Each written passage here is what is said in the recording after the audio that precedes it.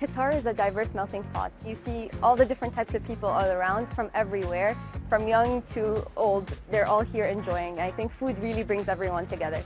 In every majlis you'll find a coffee pot and a teapot, and it's accessible by everyone. So if you have a guest coming into the majlis, serving them coffee is an honor. It's a medium for bonding and communication here in the Middle East. Coffee plays a very important role. It is beyond just a commodity and drink.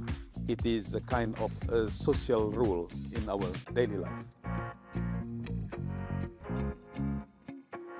Hello and welcome to Qatar 365. Join me, Laila Humaira, on a culinary journey through the country. We'll take you to a coffee exhibition where I explore the shared appreciation between Qatar and Indonesia for hospitality and coffee rituals. But first, we begin at the Qatar International Food Festival, where Adel Halim joined thousands of foodies here at Al Bida Park to take a bite of what's on offer.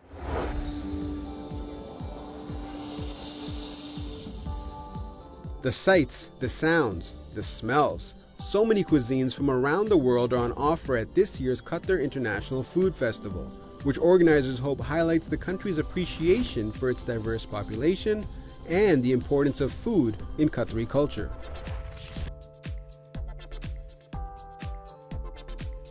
Qatar is a diverse melting pot, and I think just coming into the food festival you can see that from all the different food offerings, but then you see all the different types of people all around from everywhere, from young to old. They're all here enjoying. I think food really brings everyone together.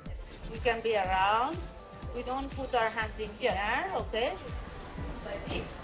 And then I give you To celebrate this year's Qatar Morocco Year of Culture, Chef Najat prepared some Moroccan sweets in one of the festival's popular attractions, the cooking studio.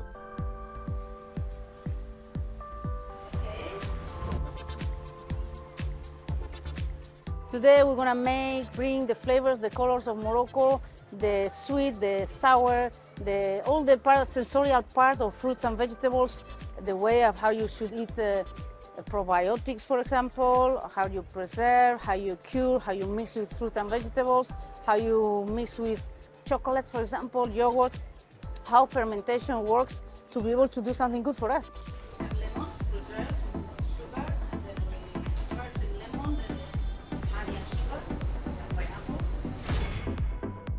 Chef Najat's avant-garde cooking style has led her to be described as one of the most critically acclaimed female chefs in the Middle East and North Africa region. Food means, for me, it's a language of communicating and bringing people together. It sounds like a cliche, but actually it's the only time when you are happy or when you're sick, you want something, you always crave for something, you know? Love, yeah, love can be there, but also if I'm like a little bit melancholic, I want Chinese. And if I'm a little bit like a chili pepper, I want Indian food. And I learned to identify my mood with food. What can I say? With more than 100 food stalls, live cooking shows, and master classes from world-class chefs, there's something here for every food lover. But one new addition this year may be an acquired taste: dinner in the sky. Fine dining at 50 meters in the air may not sound appetizing to everyone, but I'm not one to turn down a unique gastronomic experience.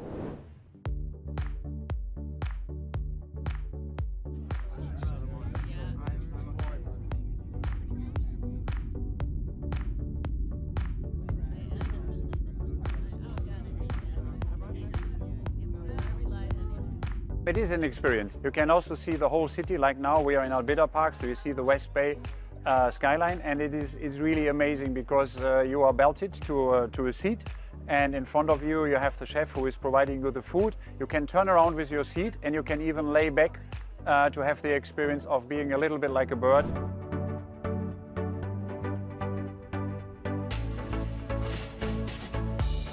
Alexander Hildebrand says roughly 3 out of 10 dinner guests have some fear of heights, but by the time they're back on ground, they've already posted their aerial adventure on social media. He believes partnering with the Qatar International Food Festival is a natural fit. We are very proud to be a significant part of the food festival for 10 years now because we combine experience with food.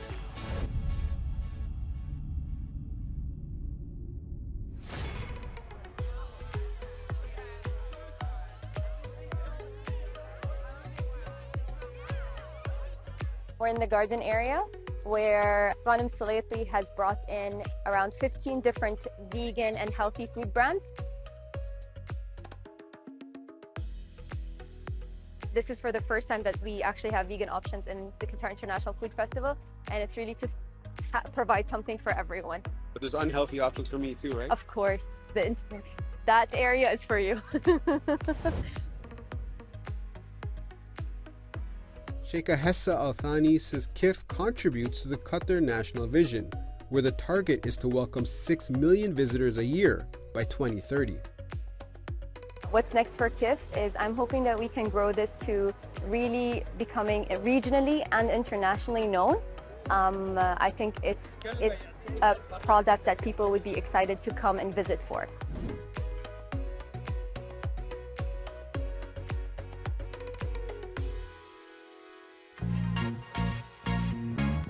Qatar and Indonesia may be thousands of kilometers apart, but the two countries have more in common than you think, especially when it comes to their love for coffee.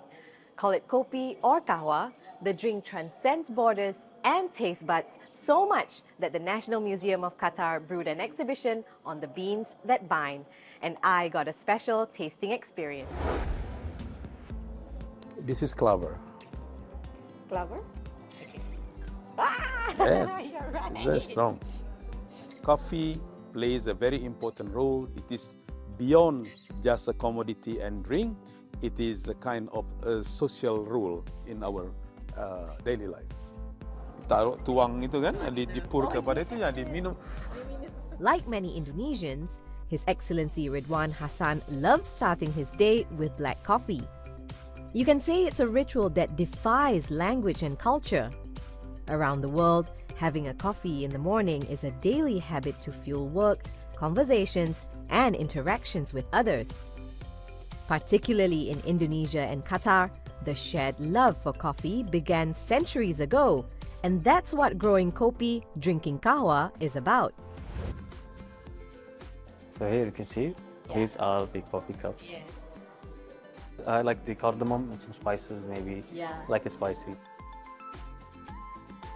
In this exhibit, we explain the story of coffee from the discovery of coffee, the name, how it moved around in the world, starting from Ethiopia all the way to Indonesia, and the history of coffee in different parts of the world. If we trace back our history on the 1600s, coffee was brought and introduced by the Dutch as a part of the global trade at that time.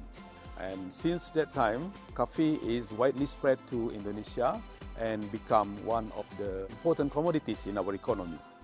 From a short film about a traditional Qatari majlis to a coffee shop in the heart of Jakarta, a big part of the exhibition explains how the two countries serve coffee, where presentation goes hand in hand with enjoying a cup of joe. For generations, coffee has played a major role in Qatari households in creating a respectful and welcoming environment for visiting guests. In every majlis, you'll find a coffee pot and a teapot, and it's accessible by everyone, but usually you'll find someone, usually the youngest man, pouring the coffee for the guests. So if you have a guest coming into the majlis, serving them coffee is an honor. It's a medium for bonding and communication here in the Middle East. Coffee has even been used as a mediator between feuding tribes in ancient times, while today it can be the game-changing factor to seal business deals. This tradition is now being adopted by the corporate world, actually. So here in Qatar, there are many corporate companies and even foreign people that come to Qatar, for example, Chinese, they would learn these traditions and even offer these coffee cups for the Arabs when they want to talk and strike a deal. While most Qatari households serve Arabic coffee, Indonesia is home to at least 10 varieties of coffee beans, so it's no wonder the country is one of the world's top producers of coffee. Last year alone, Indonesia exported more than 430,000 tons, amounting to around $1.2 billion.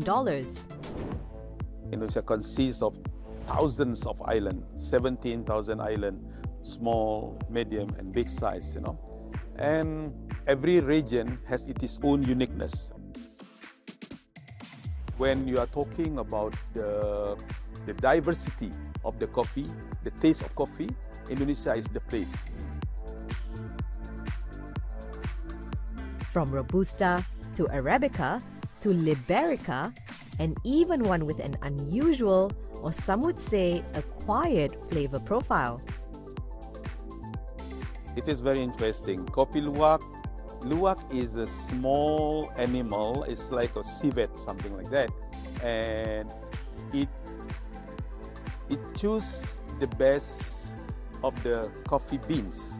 And then it's swollen by this animal, and it has a certain digestive process. After a rigorous process of cleaning, the final outcome brews a cup of coffee that can cost up to $500, the most expensive in the world.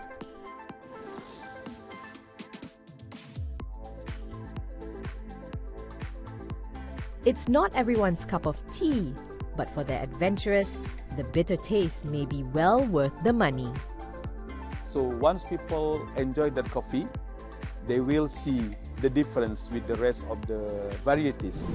And also, certainly the numbers is very limited.